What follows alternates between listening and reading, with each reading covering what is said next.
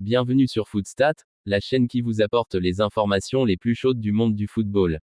Aujourd'hui, on a un programme bien rempli avec les confidences d'Aaron Wan-Bissaka, la composition probable du PSG pour le classique, quelques faits marquants sur l'OM, et d'autres actualités autour de joueurs emblématiques. C'est parti. Aaron Wan-Bissaka a récemment évoqué ses anciens coéquipiers en disant « Ce sera assez spécial. Je ne les ai pas vus depuis longtemps, alors les affronter, c'est un mélange d'émotions, mais l'objectif est de gagner. Pour être honnête, je ne les ai pas beaucoup regardés depuis que je suis parti, mais c'est toujours un test. Je sais ce qu'ils sont capables de faire. Voilà un match plein de souvenirs pour lui, mais sans aucun doute, il reste concentré sur la victoire.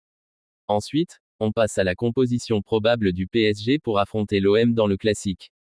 Donnarumma devrait être dans les buts, avec Hakimi, Marquinhos, Pacho, et Nuno Mendes en défense. Au milieu de terrain, on retrouverait Zahir Emery, Vitinha, et Neve, tandis qu'en attaque, Dembélé, Kangin Lee, et Barcola seraient prêts à créer des opportunités. Un match intense en perspective pour les Parisiens. Parlons maintenant de l'OM, qui devra relever un défi de taille au Vélodrome.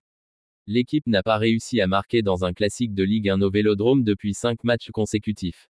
Le dernier but remonte à celui de Florian Thauvin en 2017, lors d'un match qui s'était terminé sur un score de 2-2. Pire encore, cela fait maintenant 12 classiques consécutifs que l'OM n'a pas remporté au Vélodrome en L1. La dernière victoire marseillaise dans ce contexte remonte à 2011, où ils avaient écrasé le PSG 3-0. Le défi est donc énorme ce soir pour l'OM. Côté anniversaire, aujourd'hui, nous célébrons Dayo Upamecano qui fête ses 26 ans. Joyeux anniversaire à notre défenseur national, un joueur essentiel en équipe de France. D'ailleurs, où le classez-vous parmi les meilleurs centraux du monde? Donnez votre avis dans les commentaires. Enfin, une nouvelle plus sombre, Lamine Yamal aurait été la cible d'insultes racistes depuis les tribunes de Bernabeu après avoir marqué lors du match d'hier soir. Ce genre de comportement n'a pas sa place dans le football, et nous espérons voir des actions concrètes pour éradiquer ces incidents.